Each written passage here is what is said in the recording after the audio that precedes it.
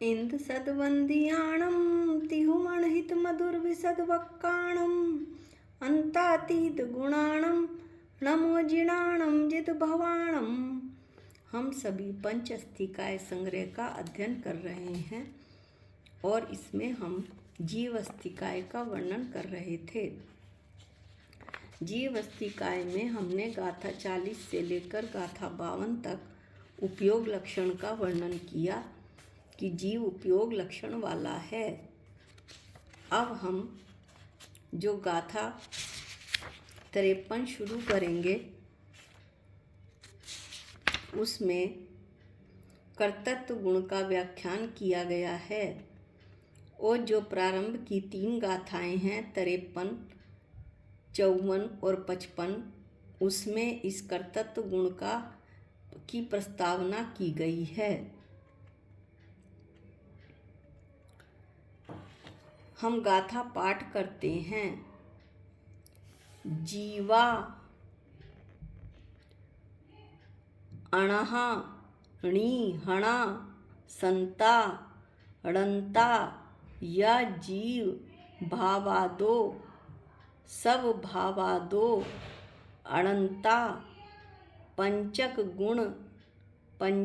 गुणप धारणा य अन्व्यार्थ पढ़ते हैं। जू का त्यों अन्व्यार्थ पढ़ेंगे। जीवा जीवो, अणहा णी हणा परिणामिक भाव से अनादि अनंत है कौन जीव।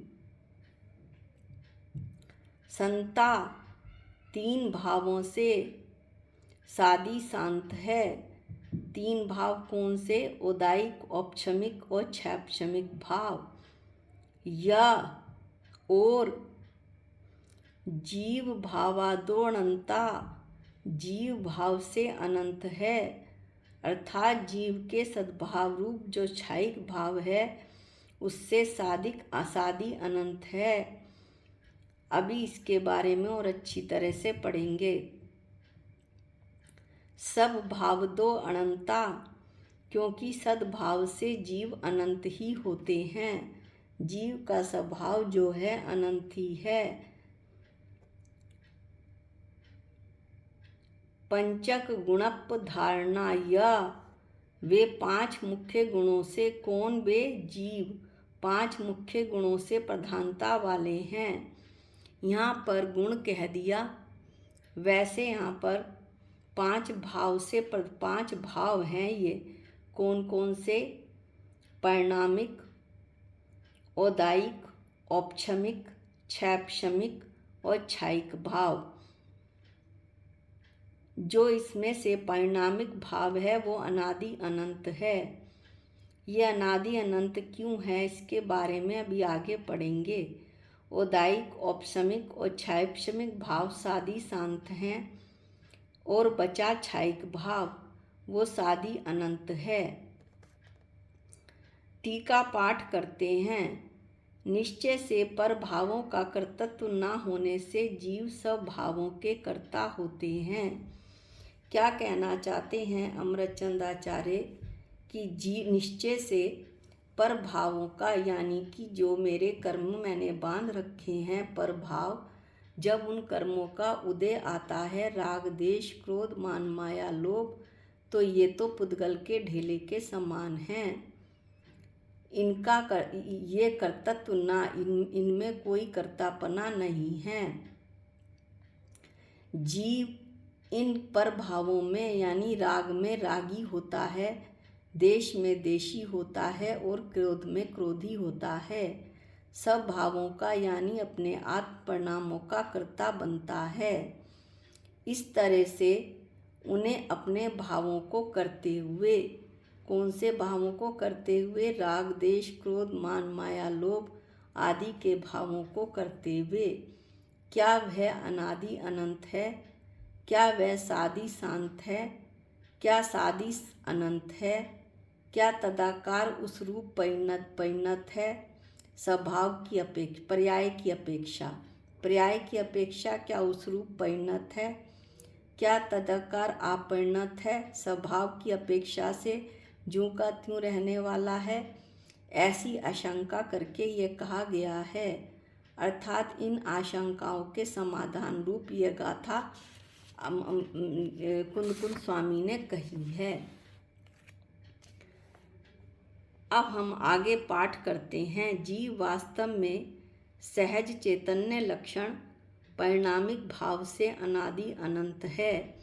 पहला भाव था परिणामिक भाव, वो अनादि अनंत है। सहज चैतन्य लक्षण यानी जीव के परिणामिक भाव का लक्षण है उसका स्वरूप, जो कि चेतन स्वभाव वाला है।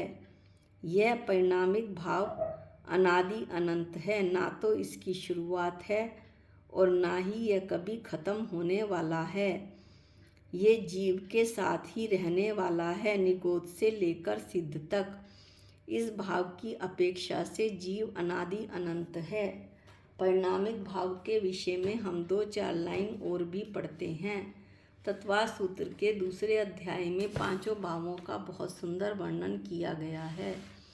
परिणामिक भाव कर्म के उपशम, क्षय अपशम और उदय के बिना जो भाव होता है उसे परिणामिक भाव कहते हैं। निगोद में भी जो स्वभाव है वही सिद्धों में भी ऐसा स्वभाव मेरा, वो परिणामिक भाव है। ये कर्म निरपेक्ष है, इसका कर्मों से कोई मतलब नहीं। ऐसा मेरा स्वभाव ध्रुव, स्थिर, शांत, रंग तरंग से रहित वह परिणामिक भाव है। आदि अनंत भाव, जानना देखना मेरा काम ज्ञाता दृष्टा, यह परिणामिक भाव है जो अनादि से लेकर अनंत तक है, चाहे निगोद में हो और चाहे सिद्ध में। अगले भाव बताते हैं 3 औदायिक, क्षैपशमिक और औपशमिक भावों से जीव सादी शांत है। अब इसमें हम सबसे पहले औपशमिक भाव पढ़ेंगे। औपशमिक भाव क्या होते हैं? जिस भाव के होने में कर्म का उपशम निमित्त हो वह औपशमिक भाव है। द्रव्य क्षेत्र काल भाव के निमित्त से कर्म की शक्ति प्रकट न होने को उपशम कहते हैं। कर्म का उपशम यानी कर्म के दब जाने को, सत्ता में बैठे हैं लेकिन दब गए हैं। जैसे फिटकरी के संयोग से, निर्मली भी बोलते हैं ऐसे, लेकिन निर्मली अब किसी को समझ नहीं आएगा, तो फिटकरी के संयोग से मैले जल के मैल का एक ओर बैठ जाना, ये उपशम कहलाता है। मैल जल में है, दब गया है, कभी भी सिर उठा सकता है, जरा सा जल हिला और वैसे ही जल फिर तुरंत मैला हो गया। 7वें गुण स्थान से मुनि महाराज 2 श्रेणी चढ़ते हैं, या तो उपशम या फिर छपक श्रेणी। जब जो मुनि महाराज उपशम श्रेणी चढ़ते हैं यानी कर्मों को दबाते हुए चलते हैं, 11वें गुण स्थान में पहुंचते हैं। 11वें गुण स्थान के बाद उनका रास्ता बंद हो जाता है। अब वे आगे नहीं जा पाएंगे और उन्हें नीचे उतरना ही पड़ेगा। इस तरह से उपशम सादी शांत है, यानी इसकी शुरुआत भी है और इसका अंत भी है। 11वें गुण स्थान के बाद इसका अंत है। ये हुआ उपशमिक भाव। इसके बाद है क्षैपशमिक भाव। जिस भाव के होने में कर्म का क्षैपशम निमित्त हो वह क्षैपशमिक भाव कहलाता है। बड़ी बड़ी परिभाषाएं हम जैन सिद्धांत प्रवेशिका और में बहुत बार पढ़ चुके हैं। यहाँ हल्की सी एक बात कह देते हैं जिससे आपको समझ में आ जाएगा। सूरज है, सूरज बादलों से ढक गया है। जैसे ज्ञानावरणी कर्म का आवरण मेरे ज्ञान पे पड़ गया है। बादल हटा, सूरज का प्रकाश आया, ज्ञानावरण कर्म हटा और थोड़ा सा ज्ञान बाहर आया, मति ज्ञान, शुद्ध ज्ञान के रूप में। इस तरह से क्षैपशमिक भाव हैं। जैसे जल में से कुछ मैल निकल जाने पर और कुछ बने रहने पर जल की कुछ मैली और कुछ स्वच्छ अवस्था होती है, वही क्षैपशम भाव कहलाता है। क्षैपशम भाव में क्या होता है कि जैसे मति ज्ञान और शुद्ध ज्ञान है तो इनका शुरुआत भी है और इनका अंत भी है। क्योंकि जब अनंत भगवान को केवल ज्ञान प्रकट हो जाएगा तो पांचों ज्ञानों में से वहाँ केवल ज्ञान ही रह जाएगा।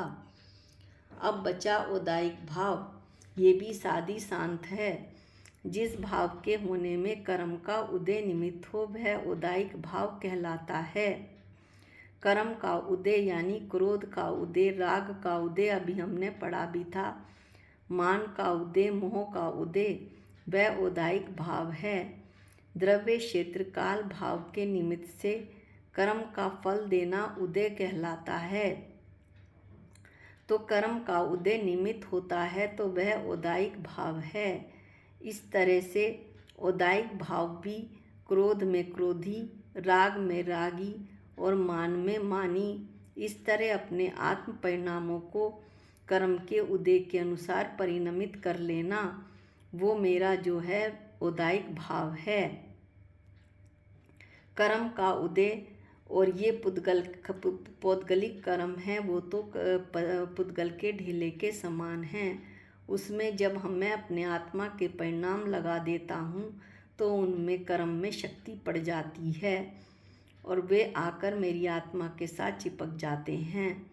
तो इस तरह से ये जो औदायिक भाव हैं ये भी सादी शांत हैं, क्योंकि क्रोध का उदय आया, क्रोध शुरू हुआ, पर क्रोध कितनी देर रहेगा हम सब जानते हैं, क्रोध तो ख़त्म होगा ही होगा।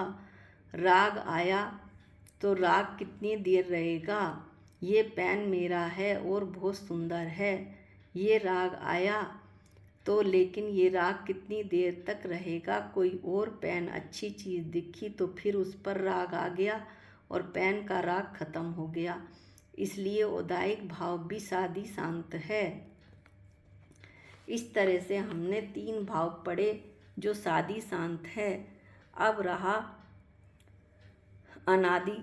रहा सादी अनंत भाव यानी क्षयिक भाव। जिस भाव के होने में कर्म का क्षय निमित्त हो वह क्षयिक भाव है। कर्म के समूल विनाश को क्षय कहते हैं।